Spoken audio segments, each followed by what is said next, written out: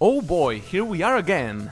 Celeste is a wonderful game and I already have completed it at almost twice the speed, and beating Farewell at that kind of velocity still stands as one of my biggest gaming achievements of my lifetime. So after conquering this beautiful game, I wondered, is anything left to do? And that's when I decided to embark on another incredible journey. Besides the remixes of the original chapters of Celeste, and they are, well, a lot harder. So buckle up, because we aren't afraid of anything here, and I am determined to once again climb Mount Celeste. This is Celeste but faster, besides edition, baby. Oh, it's good to be back! Forsaken City already began proposing tight gaps, lots of spikes and light blocks on its second room. I made my way trying to get used to the incredible speeds at which everything moved again, as I advanced through a room full of ascending light blocks in which I had to rely on the inertia to soar through the skies. The following room was the toughest I faced on this chapter, as stamina management challenges are often quite hard to do when everything goes faster. You need to be quick, precise, and even then you're not guaranteed to have enough stamina to reach the end. After many tries, I managed to reach the green diamond to replenish my dash and stamina, and I could complete the room. The difficulty ramped up from here, and I had to really test my reaction times as I flew through the rooms from one light block to another. There was this particular room in which Madeline had to move from one side of the spikes to the other and rely on moving light blocks to traverse the screen. Of course, I died once at the end of the room, and many tries later I reached again the same spot, avoiding any previous mistake. Then there was the quote-unquote final room, which was a hellish nightmare to do in faster mode. I kind of developed my own speedrunning strategy to skip some steps, and after so many tries, I managed to come out on top. After that, it was a matter of moving through the color blocks to grab the heart and sever the skyline. The old side introduces a new mechanic very early on, which consists of jumping out of a dream block to get a boost in height, distance and speed. Basically, you get launched off of it. This made for a super fun first section in which I didn't have much of a problem, and soon I found myself being chased by Madeline. I managed to outrun her by cleverly maneuvering around a giant dream block, and after a silent screen full of spikes, I realized that Madeline had merely gone to ask for backup. I began collecting blue coins while being pursued by a bunch of Madelines, and honestly, this room was a lot harder than I expected. I battled Madeline's inner demons for a while, and after masterfully moving around dream blocks, I escaped them once again. I let out a huge sigh of relief and kept going. The following rooms required learning how to cut the natural inertia you get from jumping out of a dream block with a dash, and often they demanded to do so rather quickly to avoid getting spiked. The last room was especially unforgiving, since I had to climb a giant dream block while gathering blue coins, avoiding spikes, and traversing many dream blocks. But finally, I got to the top, and after a little scramble with the color blocks, I got the heart, which was called Black Moonrise. Oh boy, Celestial Resort was coming up, and I just knew this one was going to be a ruthless one to me. The first room upon entering the resort was already really tough, and the challenges that ensued made sure that I would suffer. There were lots of dust bunnies, tight jumps, precise maneuvering, and this room that made me feel like a god when I clear it. We didn't have to clean up all the mess that Mr. Oshido had in his celestial business, but we did have to fight him, so yeah, how did that go exactly?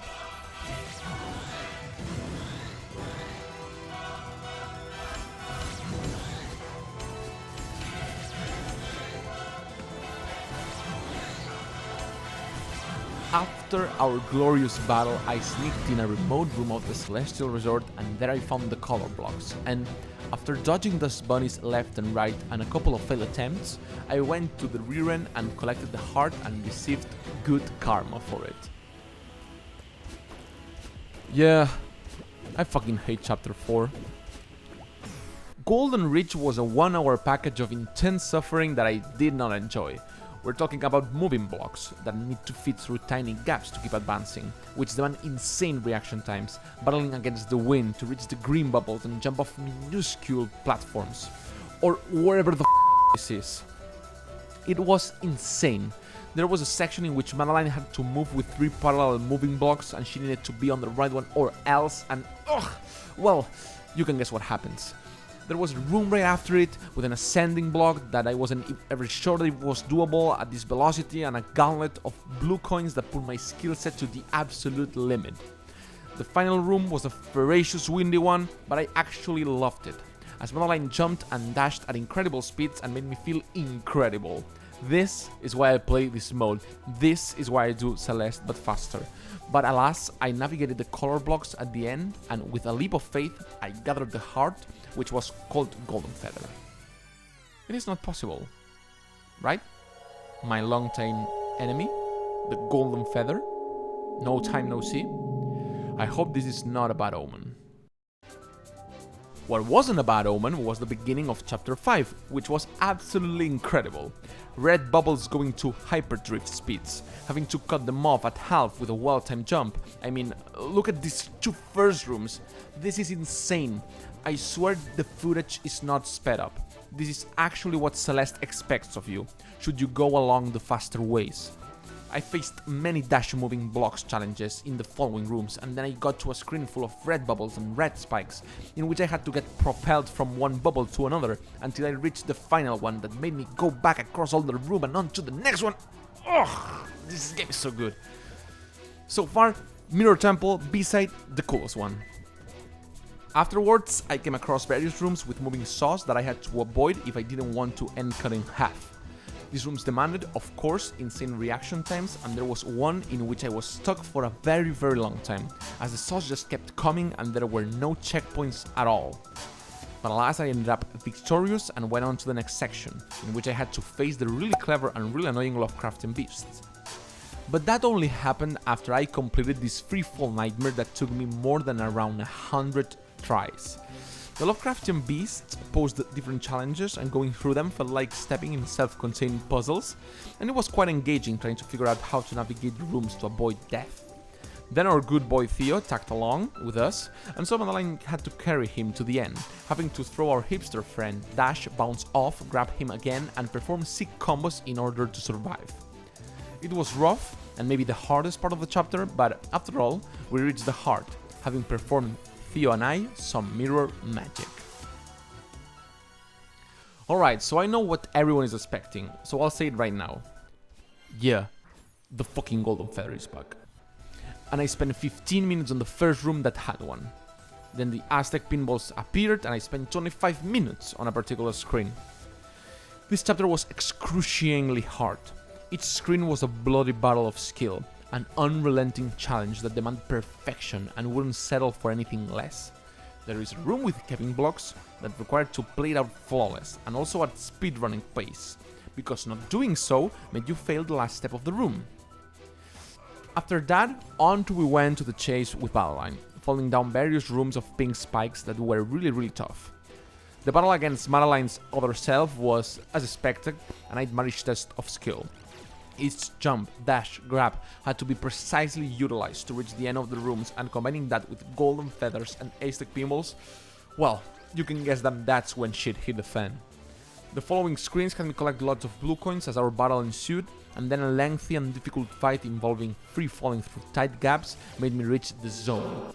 I was suddenly in a deep state of gaming, in which I perceived time way slower than usual. I was now ready to tackle on Madeline. So obviously, the gave me a break and the battle stopped. I had been playing chapter 6 for 2 hours at that point, so I decided to take a break and come back later. And the horrors to which I returned to just couldn't stop. After a really complicated break room full of cabins and spikes, our fierce war against Madeline continued as I bounced off of Aztec pinballs and dodged full columns of pink spikes with my not that loved golden feather, and all of that was while being under enemy fire, with those big death lasers trying to end me. I managed to chase Madeline off and I came across the so awaited color block room, and after some failed attempts that honestly hurt a lot, I managed to get to the center of the earth and catch the heart that was in it. After our tiresome fight with Madeline, we earned a double dash, and with that, the ascension to the summit began. Celeste demanded to masterfully play the double dash already in the initial stage of Chapter 7, as I had to expertly move around to dodge spikes and dash through tiny gaps. On to 500 meters we went, scouting first the area before attempting the supersonic light blocks. I had to play around the inertia the light blocks provided to move both horizontally and vertically. And after all that, a really tough room provided a challenge of stamina, which was quite difficult to complete. The last room was also significantly hard, since it had a lot of tiny walls in the end of it where you had to bounce off, and doing that almost at double speed was really troublesome. 1000 meters was pretty chill, if I have to be honest, and it also had these awesome rooms in which Madeline traversed everything at lightning speed. Here the mechanic that we learned all the way back in Chapter 2 plays a crucial role, and it was mandatory to have perfected it. 1500 meters, on the other hand, had a blue coin room in which I spent dozens of attempts, as it was ridiculous how hard it was, and the following room, in which Madeline had to jump off of propellers and dash as fast as possible so the dust bunnies wouldn't get her, was also one of the hardest things of this ascension to the summit. Nevertheless, we reached the end of the section and moved on to the terrible weather conditions that is 2000 meters. There was one particular room that had a moving block with 2 propellers that was notoriously difficult, as Madeline's dashes had to be really well timed to avoid the blue spikes. 2500 meters was as cool as the chapter it was inspired by, and I had a really fun bit at the end of it, in which you had to dash into a platform and dash again to get launched off of it, which was really cool. And with that one, we moved on to the flags, which are just 20 in the B-side for some reason.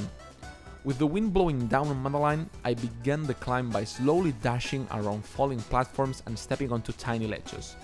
Soon enough, we had reached flag 15 that consisted of a really fun propeller ascension, and with that, the winds changed and started blowing upwards, giving me the chance to show off my skills as a Celeste player as I maneuvered around the spikes and used the clouds in my favor masterfully.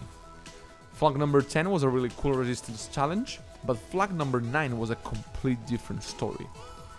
If I didn't try this section more than 100 times, then I guess I didn't complete Celeste but faster. Oh my god, this was one of the few moments in this run that broke me, and I wasn't sure if I would be able to reach the red flag at the top. However, after a daring jump into the abyss, Madeline boosted me up and I was again in the zone, reaching my farewell but faster power levels. I breezed through flags 8, 7, 6, 5 and 4, having only a little bit of trouble on flag number 3, because it had a weird setup that didn't feel right. I completed the challenge that flag number 2 threw at me, and going past flag number 1, I smiled as I saw the summit in the distance, with its beautiful red flag. However, when I arrived at the top, nothing happened. Was it not enough? Not enough for the V-side? Well, if you have been paying attention, you must have seen that every chapter finished with a colored block room, and there wasn't anything like that at the summit.